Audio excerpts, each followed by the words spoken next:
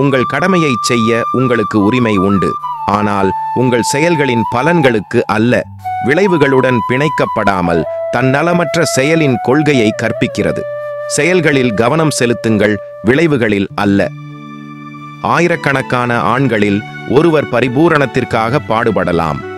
ஆன்மீக உணர்தலின் அரிதான தன்மையையும் ஆன்மீக நோக்கத்தில் அர்ப்பணிப்பின் அவசியத்தையும் எடுத்துக்காட்டுகிறது. அறிவொளியின் அரிதான தன்மையை வலியுறுத்துகிறது. ஆன்மா பிறப்பதுமில்லை, இறப்பதுமில்லை. ஆன்மாவின் நித்திய மற்றும் அழியாத தன்மையை விவரிக்கிறது.